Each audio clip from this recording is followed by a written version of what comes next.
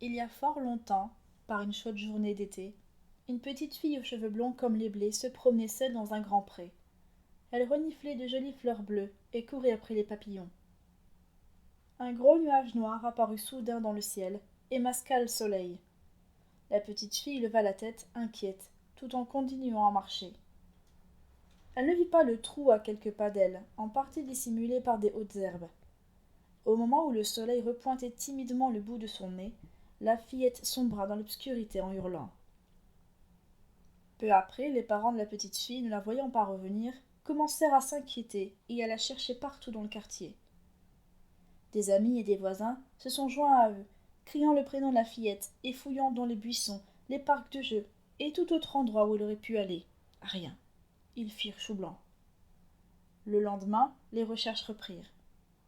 Un voisin eut l'idée d'inspecter le pré où la petite fille jouait. Il l'appela par son prénom encore et finit par entendre de petits éclats de voix. Il chercha d'où venaient les couinements, et quelle ne fut pas sa surprise en arrivant devant le puits. Quelques mètres sous ses pieds, il vit deux yeux apeurés le regarder. La petite fille était tombée dans le puits et n'avait aucun moyen de remonter. Elle paraissait minuscule dans ce trou. Elle était tombée sur une petite plate-forme qui avait tenu le coup sous l'impact du petit corps, mais qui sait combien de temps elle pouvait encore résister. Le voisin alla chercher du renfort, et bientôt tout le village se réunit autour du puits. Les gens avaient oublié ce puits, laissé à l'abandon depuis longtemps. Et maintenant, il y avait une petite fille coincée à l'intérieur. Quelqu'un eut l'idée de faire descendre une corde jusqu'à la fillette pour qu'elle s'y cramponne et se laisse remonter. Tout se passa bien, au début, mais la fille, affaiblie par une journée dans le trou, sans boire, sans manger, en ayant peu dormi tellement la nuit fut fraîche, retomba dans le vide, plus bas cette fois. Un vent de panique balaya la foule. La mère de la prisonnière hurla, prise d'hystérie, et s'évanouit. Les plaintes et pleurs de la fillette résonnèrent dans le puits. Elle paraissait encore plus petite vue d'en haut, un petit tas de chiffons dont on ne voyait que le visage. Un visage larmoyant et désespéré. Un homme voulut essayer de descendre dans le puits à l'aide de la corde. Malheureusement, il ne put entrer qu'une jambe. Le puits était trop étroit pour le passage d'un adulte.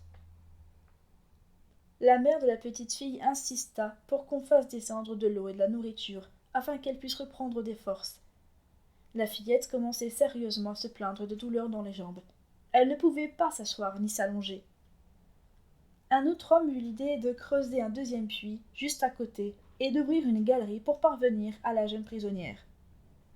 Un regain d'enthousiasme et d'espoir gagna la foule. Tous les hommes du village se mirent à creuser de toutes leurs forces aussi vite que possible. Une course contre la montre s'était engagée pour sauver la fillette, désormais silencieuse. D'étranges grondements sourds remontèrent du puits. Les hommes ne les entendirent pas, concentrés sur leurs tâches. Il en allait de la vie de la petite fille. Les heures passaient, la lumière déclinait, puis disparut complètement. Les âmes étaient fatiguées, mais ils n'abandonnaient pas.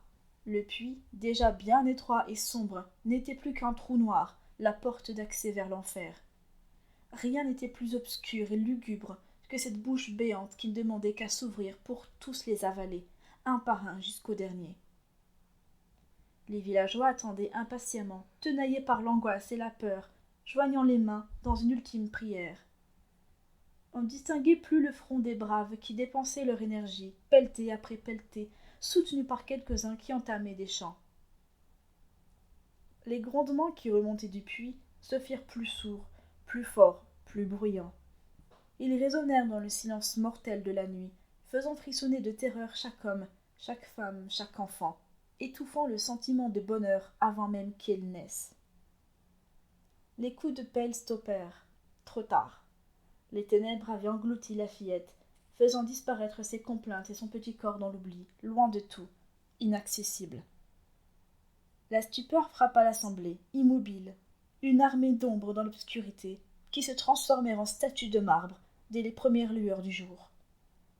Les pauvres gens étaient toujours sous le choc. Les hommes avaient toujours leur pelle en main. La mère de la fillette n'avait plus de larmes à verser. Ils avaient les yeux rivés vers ce gouffre sans fond, où aucune lumière ne filtrait, où la vie disparaissait. Seule une lueur rougeoyante brillait doucement tout en bas, si petite et lointaine qu'elle était difficilement visible. Un œil au beau milieu du néant. Avec ces spectateurs figés dans le temps comme des stèles funéraires, les hommes qui creusaient une tombe et ce trou qui absorbait les âmes sans jamais se remplir. Le pré s'était transformé en cimetière des demi-vivants.